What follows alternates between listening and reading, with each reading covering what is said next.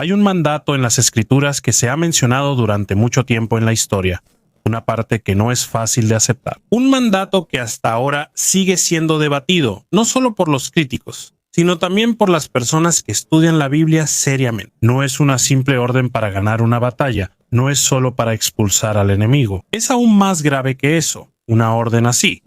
Borrar todo, hombres, mujeres, niños, animales, hasta su recuerdo. El nombre de ese país es Amalek, y de inmediato surge la pregunta: ¿cómo puede un Dios justo ordenar algo así? ¿Qué clase de persona haría una cosa tan grande?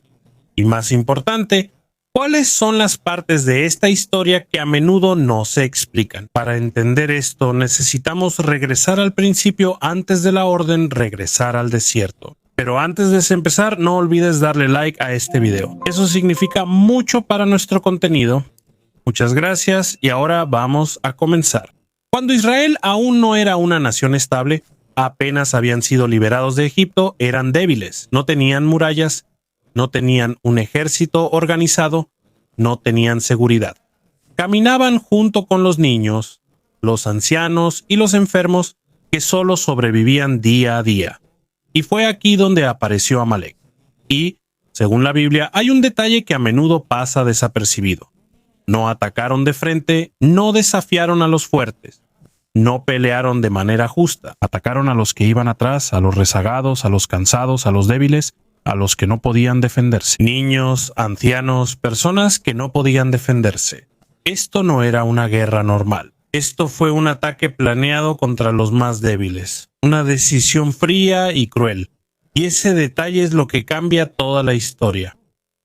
Esto muestra que no es solo una simple guerra, es una decisión moral. No es solo que Amalek quiera ganar. Eligieron herir a personas que no podían defenderse. Atacaron a un grupo. Incluso lastimaron el espíritu que ya estaba herido por la esclavitud. Un pueblo que apenas comenzaba a levantarse como nación. Desde ese primer suceso, ya puedes ver cómo son, qué valoran y cuán cruel puede ser el tipo de violencia que son capaces de cometer. Y lo más aterrador es que esto no sucedió solo una vez. Según la Biblia, Amalek regresó repetidamente durante mucho tiempo. Cada generación usó el mismo método: ataque repentino, invasión, atacar a los débiles. No hay registro de cambio. No hay arrepentimiento. No hubo intento de hacer las paces. El patrón seguía igual. La violencia se repetía una y otra vez. El dolor se repetía una y otra vez. Hay muchos registros. La gente no se da cuenta de esto. No saben que esto no es solo una pelea corta. Esta es una ira que ha durado cientos de años. Desde la perspectiva bíblica, Amalek no es solo un enemigo.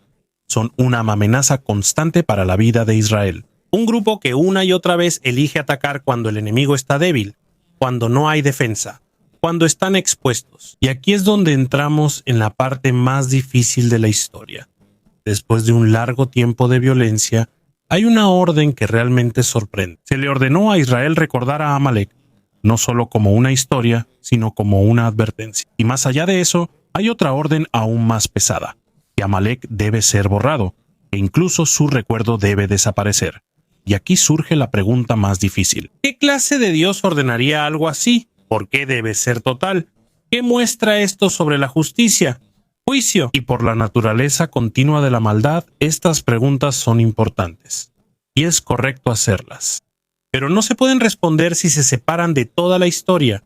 No puedes entender la orden si no sabes lo que pasó antes de esto. No puedes juzgar el final si no sabes todo el proceso vivido. Por eso necesitamos ver todo, cada ataque, cada regreso de Amalek en la historia. Necesitamos entender quiénes son, cómo actuaron y por qué se convirtieron en el símbolo del mal que no se detiene. Solo entonces podremos entender el peso y la razón del último mandato. No es una historia fácil.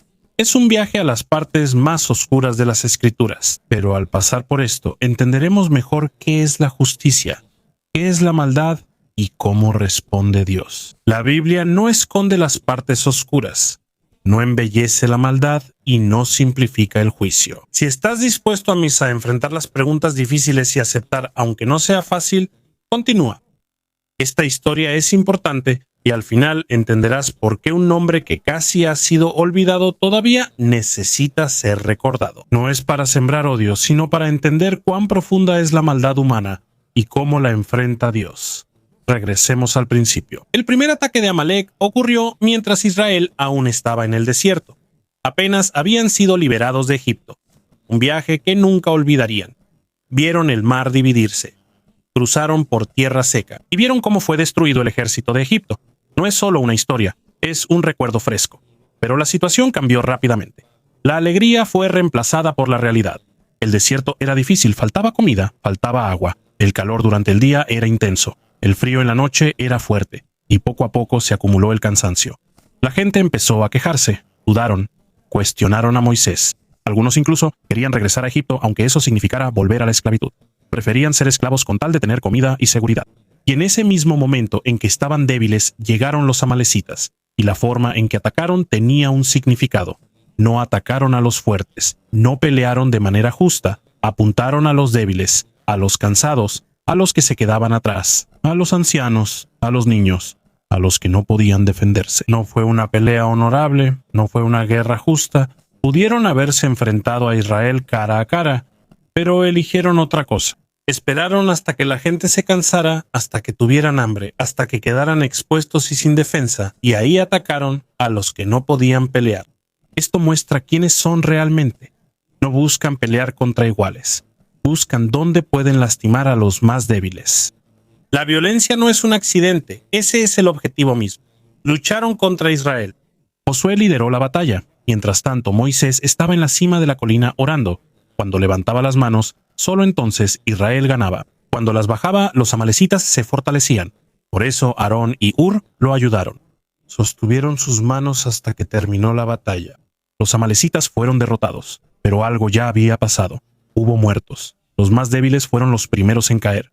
Y este es el punto importante. La historia no terminó aquí. Esto es solo el comienzo. Durante mucho tiempo, los amalecitas regresaron una y otra vez. Siempre de la misma manera, con los mismos movimientos. En la época de los jueces, se aliaron en secreto con otros países para atacar de nuevo. No desaparecieron. Continuaron como si siempre estuvieran en las sombras, esperando el momento adecuado. Y aquí es donde se diferencian de otros enemigos. Muchos países lucharon contra Israel, pero los amalecitas son diferentes. Siempre vuelven, siempre el mismo objetivo. Siempre los débiles, siempre los indefensos. Y no se detienen. Esto no parece una simple pelea. No se trata solo de tierra. No es solo política. Parece que hay un odio personal. Y durante mucho tiempo el ciclo continuó. Ataque, pelea, un poco de calma y otro ataque. Siempre lo mismo. Cuando Israel está débil es cuando atacan. Tienen un plan. Tienen intención. Tienen crueldad. No es un accidente. No es solo defensa propia. No solo buscan riqueza o tierra. Hay algo intencional. Hay dirección. Hay un objetivo claro. Y aquí entra la pregunta, ¿por qué permitió Dios esto? Si Él pudo dividir el mar, ¿por qué no destruyó de inmediato a Amalek? Esa es una buena pregunta. Pero la respuesta no es sencilla. La Biblia muestra que hay una razón más profunda. Puede ser para poner a prueba la fe de Israel. Puede ser para formarlos. Puede ser para mostrar algo que solo se entenderá con el paso del tiempo. Y ese es el punto importante. La Biblia no siempre explica la razón de Dios, pero hay algo claro. Dios ve lo que está pasando. Él conoce el patrón, no lo ignora, no lo olvida. Y aquí es donde entra la parte más difícil de la historia. Porque llegará el momento en que este ciclo terminará, pero no de una manera fácil de aceptar, no de una manera cómoda. Los amalecitas pensaban que podían continuar para siempre, que podían atacar a los débiles sin consecuencias, que no habría repercusiones. Pero no entendieron que todo tiene un límite. No vieron que Dios ve la injusticia y el abuso repetido. Si esto continúa, habrá un precio que pagar. La siguiente parte nos obligará a enfrentar preguntas difíciles sobre la justicia. Y sobre la misericordia, la historia se vuelve más oscura antes de aclararse. Y para entender esto, necesitamos ver todo lo que pasó antes de esto. Aquí es donde todo cambia. Esto sucedió en la época del rey Saúl, el primer rey de Israel. Por fuera era impresionante, alto, fuerte, con presencia. Fue elegido por Dios, ungido como rey, elevado de ser una persona común al poder. Pero había un problema. Tenía una debilidad. y las escrituras no lo ocultaron. Se mostró su miedo, sus dudas, y su tendencia a obedecer solo cuando coincidía con su propio criterio. Se le dio una orden clara, que está escrita en el libro de Samuel. Debía luchar contra Amalek, pero no era una guerra normal. No se trataba de tierras, no se trataba de política. Era una orden de Dios, y la orden era clara: destrucción total. No dejar nada, no salvar a nadie, no tomar nada, ningún animal, ninguna posesión, nada en absoluto. Las palabras eran directas, sin suavizar, sin explicaciones que lo hicieran más fácil. Total, final y sin concesiones. Esa era la orden, una orden difícil de aceptar. Esa era la orden, que debía entenderse. Saúl luchó y ganó. Derrotó a Amalek. Una victoria clara. A simple vista, la orden se cumplió, pero aquí es donde la historia cambió. No obedeció completamente. Dejó con vida al rey de Amalek. Se quedó con los animales más hermosos. Tomó las cosas que para él tenían valor. Las escrituras lo dicen claramente. Saúl destruyó lo que él consideraba sin valor, pero salvó lo que él pensaba que era bueno, aunque la orden era clara de destruirlo todo. ¿Por qué? El texto no lo dice directamente, pero se puede suponer algo. Tal vez vio que podía sacar provecho. Tal vez lo quería. Tal vez quería un trofeo. Tal vez pensó que estaba mejorando la orden de Dios. O tal vez creyó que obedecer a medias era suficiente. Pero no, eso no es obediencia. El profeta Samuel lo enfrentó, y lo que le dijo fue fuerte. Saúl no obedeció a Dios, y eso tiene consecuencias. Samuel explicó que la obediencia no se mide por la intención, ni por las apariencias, ni por los resultados, sino por la sumisión. Aquí fue donde todo cambió. Samuel dijo que lo que hizo Saúl no fue solo un simple error, fue una negación. Y al rechazar la palabra de Dios, rechazó a Dios como rey. Por eso perderá el reino, se le dará a otro, a una persona que realmente obedecerá. Aquí comenzó la caída de Saúl. Poco a poco perdió su paz, perdió la claridad de su mente, se volvió confuso, se volvió desconfiado, se volvió violento, se aferró al poder, que ya le había sido quitado desde hace tiempo. Solo una decisión, pero resonó en toda su vida, y afectó todo lo que siguió.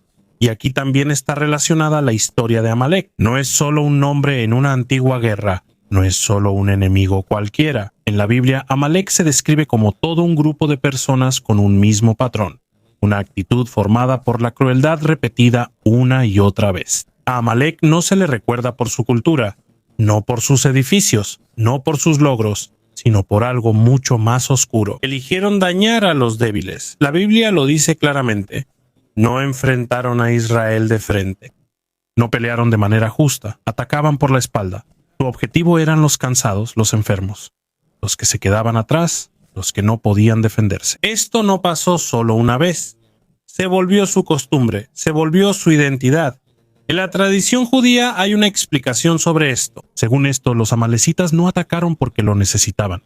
No fue por la tierra, no fue por comida, no fue porque les faltara algo. Su ataque tenía un significado. Es como un mensaje de que no le temen al Dios de Israel. Es como si dijeran que solo la fuerza importa, que se puede oprimir a los débiles, sin consecuencias, que se puede desobedecer a Dios sin que pase nada. Aunque todos los detalles de esta explicación sean correctos o no, hay algo claro en la Biblia. Los amalecitas no estaban desesperados. No fue un enojo repentino.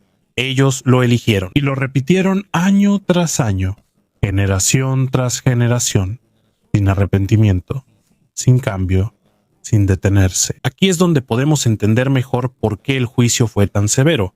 No eran solo enemigos, no eran solo una amenaza temporal. La maldad se volvió parte de su ser. Tuvieron suficiente tiempo para cambiar, pero no lo eligieron. Y esa es la razón por la que las consecuencias fueron tan graves. Un pueblo que recibió muchas advertencias. Hubo cosas que pudieron haberles servido de lección. Hubo oportunidades para cambiar. Tenían un ejemplo claro frente a ellos, pero aún así eligieron seguir adelante, sin cambiar, sin retroceder, sin renunciar a la crueldad. No había ninguna señal de que quisieran detenerse. Hay un detalle importante en esta historia que a menudo pasa desapercibido. No solo se dijo en la Biblia que derrotaran a Amalek, también se dijo que lo recordaran. Israel fue ordenado a no olvidar, escribirlo, guardarlo en la memoria. Recuerda cómo atacaron a los débiles. Recuerda la violencia repetida. Recuerda lo que sucede cuando una nación no quiere cambiar. Esto no es simplemente una cuestión de guerra. Es más profundo que eso. Se trata de la memoria, de la enseñanza. Al recordar a la próxima generación que la historia no es solo un cuento. Cada decisión tiene consecuencias. Cuando el mal es elegido y se convierte en identidad, llegará el momento de rendir cuentas. Un pueblo que elige la crueldad y se niega a soltarla, llegará el día en que enfrenten las consecuencias. Aquí es donde la historia adquiere más peso. Es verdad, pero no es cómodo. Está en la Biblia, pero es difícil de aceptar. Esto desafía nuestra perspectiva actual sobre la misericordia, el perdón y la aceptación. Muestra que también hay un límite. Llega un punto en que hablar ya no es suficiente, ya no basta con reconciliarse. Ya no es suficiente con llegar a un compromiso. Hay ocasiones en que la respuesta es la separación, el juicio y el final definitivo. Y aquí surge la pregunta, ¿todavía pueden cambiar? ¿Todavía pueden dejar de ser crueles? ¿Todavía pueden elegir no atacar, especialmente a los más débiles? La Biblia no respondió directamente, pero la historia lo muestra claramente. No cambiaron, no se detuvieron, no hubo arrepentimiento, no hubo transformación. Continuaron hasta el final. Eligieron el mismo camino una y otra vez. No hubo cambio, no hubo desvío. Y llegó el punto en que su elección tuvo consecuencias. No es porque Dios sea cruel, no es porque Él cambie de parecer, sino porque hay un límite. Porque la maldad, cuando se repite una y otra vez sin arrepentimiento, no puede continuar para siempre. El juicio llegará. Y eso fue lo que le pasó a Amalek. Esa es la historia que estamos tratando de entender. Por eso su nombre permanece en la Biblia. Como advertencia, como recordatorio, como lección de que elegir el mal, aunque haya oportunidad de cambiar, tiene consecuencias. Pero ahora vamos a entrar en la parte más difícil de la historia, la parte que realmente confunde la mente, tanto antes como ahora. La orden de Dios de destruir por completo a los amalecitas, incluso mujeres, incluso niños. Esta es la parte donde nos preguntamos sobre la misericordia, sobre la justicia, sobre el juicio de Dios.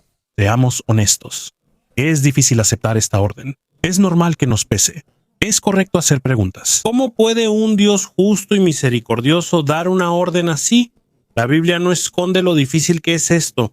No minimiza el problema. Lo pone directamente frente a nosotros y nos desafía a enfrentarlo de verdad.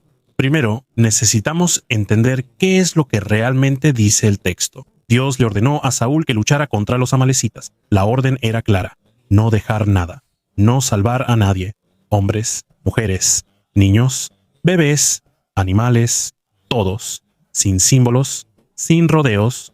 El texto es directo. Y aquí entra la pregunta inevitable: ¿por qué es tan severa la orden? ¿Cuál es la razón para este tipo de juicio? Aquí es donde hay que entenderlo con cuidado. No se puede apresurar, no se puede ser imprudente.